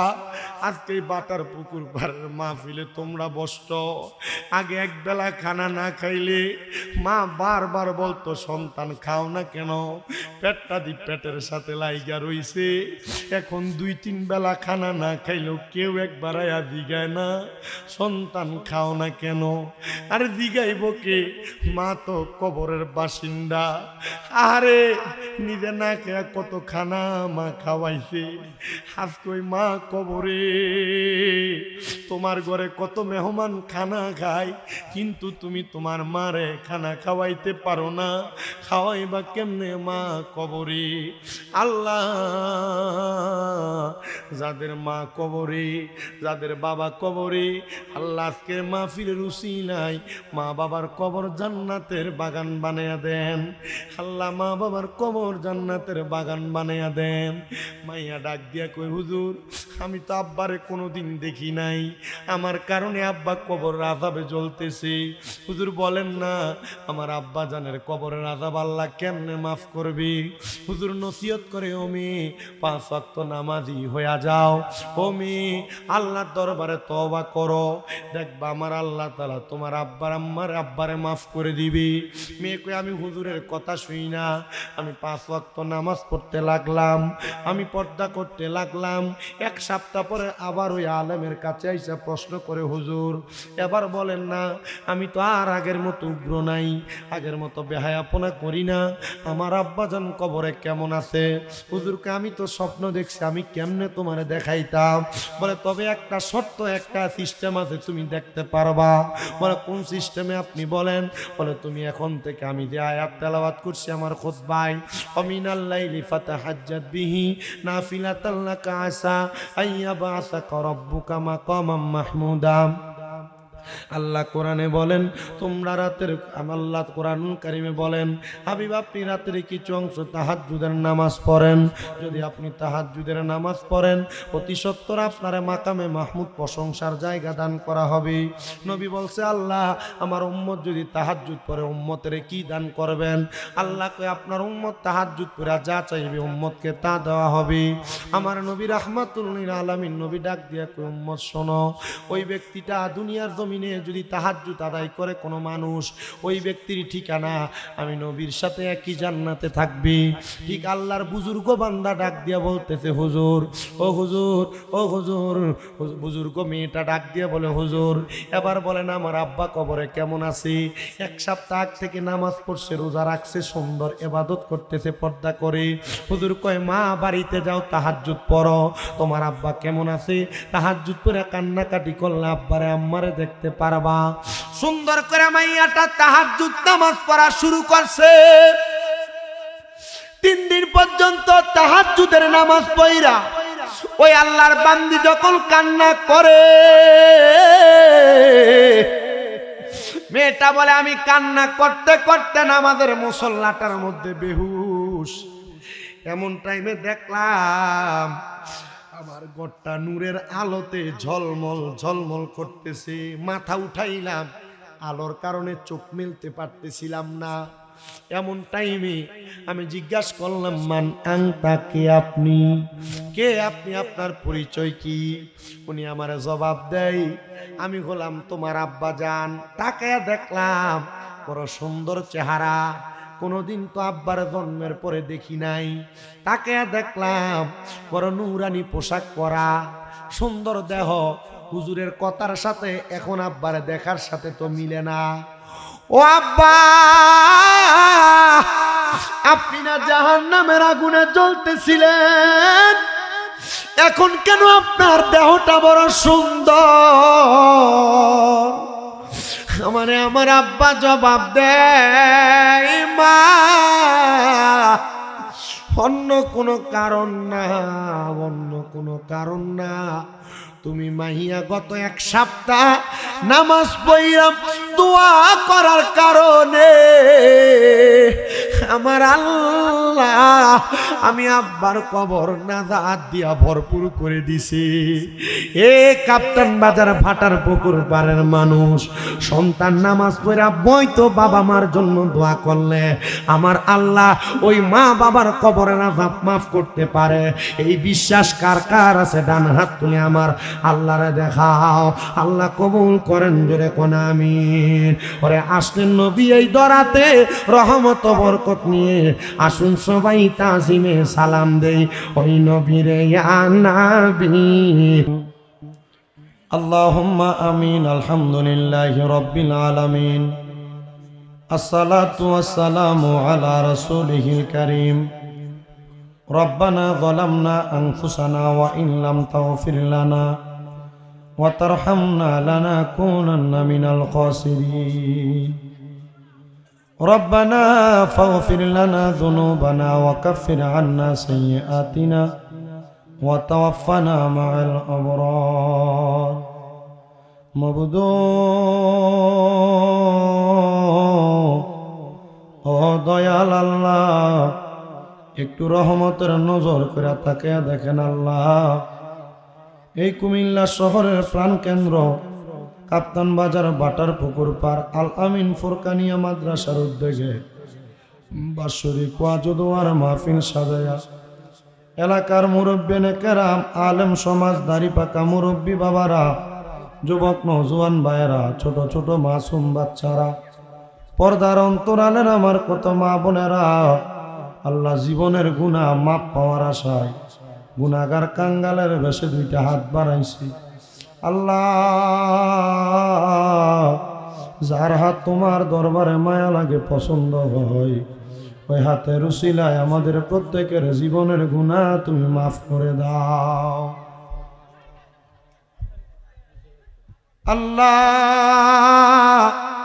তুমি যদি আমাদের জীবনের গুনাহ মাফ করে দাও আল্লাহ বলো কার কাছে যাই আমরা হাত বাড়াইব আল্লাহ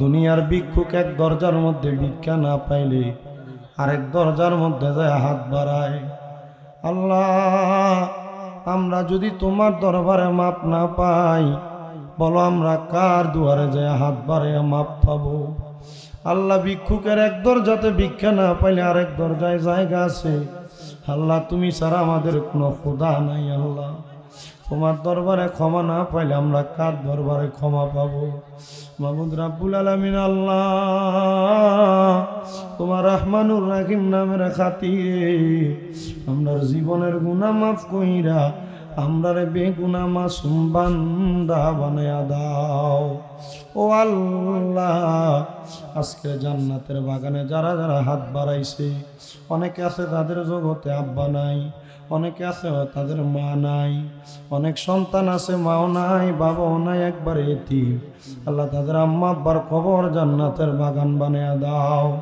আল্লাহ অনেকে আছে মা বাবা সুস্থ অবস্থায় বিছানায় পড়ে আছে আল্লাহ তাদের আম্মা আব্বার কবর আল্লাহ আম্মা আব্বার সুস্থতার নিয়ামত দান করো অসুস্থ মারে শেফা দান করে দাও আল্লাহ আমারও মা অসুস্থ আজকে 8 মাসের উপরে আমার আম্মারে তুমি সুস্থতার নিয়ামত দান করো মাবুদ রাব্বুল আলামিন আল্লাহ ফরিয়াদ জানাই গো তোমার দরবারে আল্লাহ আমাদেরকে মা বাবার খেদমত করার তৌফিক দান করে দাও যারা মাহারা যারা বাবাহারা আল্লাহ তাদের মনে শান্তি নাই তারা ইতিম এমন আম্মা আব্বার কবরে আর আযাব দিও না মাবুদ যাদের মা বাবা কবরে আম্মা আব্বার কবর জান্নাতের বাগান বানাও যাদের মা বাবা বেঁচে আছে হায়াতে বরকত দাও আম্মা আব্বা অসুস্থ থাকলে পরিপূর্ণ সুস্থতার নিয়ামত দান করো এই কাপ্তান বাজার বাটার পুকুর পার আল আমিন ফুরকানিয়া মাদ্রাসার মাহফিলে যারা টাকা দিয়া পয়সা দিয়া শ্রম দিয়া বুদ্ধি দিয়া পরামর্শ দিয়া মাইক দিয়া লাইট দিয়া প্যান্ডেল দিয়া মিডিয়ার ভাইয়েরা সহ সম্মানিত শ্রোতা মণ্ডলী পুরুষেরা পর্দার আড়ালের মা বোনেরা আল্লাহ প্রত্যেকের খাস দোয়াগুলা কবুল মঞ্জুর করো আল্লাহ বিশেষ করি আমার অনেক মা বোনেরা পর্দার অন্তরাল থেকে দোয়া চাই আল্লাহ আমার মা বোনদের দোয়াগুলা কবুল মঞ্জুর করে নাও গত বছর আল আমিন ফুরকানিয়া মাদ্রাসার জন্য আল্লাহ দানের টাকা চাওয়ার কারণে অনেকে আল্লাহ দান করেছে মাদ্রাসার কাজগুলো অনেকটা আগে গেছে আল্লাহ এদের দানগুলার উসিলাই এদের বংশর কবরের আযাব মাফ করে তাদের কামাই রুজিতে বরকত দাও বিশেষ করে অনেক প্রবাসী ভাইরা বিদেশ থেকে দোয়া চায় আল্লাহ প্রবাসীদের খাস দোয়াগুলা কবুল মঞ্জুর করে নাও রাব্বুল আলামিন আল্লাহ যে প্রবাসীরা বিদেশের বাড়িতে থাইকা কষ্ট করে রেমিটেন্স দিয়া বাংলাদেশের রেমিটেন্স খাতে উপরের দিকে উঠাইতেছে আল্লাহ ভাই প্রবাসীদের কামাই রুজিতে বরকত দাও হায়াতে বরকত দাও রিজিকে বরকত দাও মনের নেক নেক আশাগুলা পুরা অনেকের আকামার ব্যবস্থা করো আমার এই আব্বাজান দোয়া চাইছে ওনার সন্তানের জন্য ওনার সন্তানটারে তুমি কবুল মঞ্জুর করো ফরাত প্রবাসী মানুষ আল্লাহ তারে তুমি সহি সালামতের জিন্দেগি নসিব করো এলাকার যত সন্তানেরা প্রবাসী, আল্লাহ সন্তানদেরকে বিদেশের বাড়িতে ভালো রাখো, সুস্থ রাখো, সুন্দর জিন্দিগি দান কইরো। আল্লাহ সোনার বাংলাদেশের উপর তোমার খাস রহমত বরকত দান করো। এই কুমিল্লার উপর তোমার খাস রহমত বরকত দান করো। কাপ্তান বাজারের বাটার পুকুর পাড়ের মাহফিলে আল্লাহ যারা যারা কষ্ট করেছে, যুব সমাজ, মুরব্বী সমাজ, সবাইকে তুমি কবুল মঞ্জুর করে নাও। আল্লাহ মরণ দিবা দুঃখ নাই, বেঈমান বানায়া মরণ দিও না। মরণের আগে বারবার নবীজির নূরানি চেহারা মুবারক দেখতে দেখতে প্রত্যেকের আখিরি জবানে মধুর কালেমা পড়াইয়া দিয়েন গো। আল্লাহ যদি কালেমা না পড়া মারা যায়, আল্লাহ ঈমান নিয়ে বিদায় নিতে পারবো না। মরণের আগে নবীর নূরানি চেহারা মুবারক দেখতে দেখতে প্রত্যেকের আখিরি জবানে কালেমা পড়ায়েন লা ইলাহা ইল্লাল্লাহু মুহাম্মাদুর রাসূলুল্লাহ।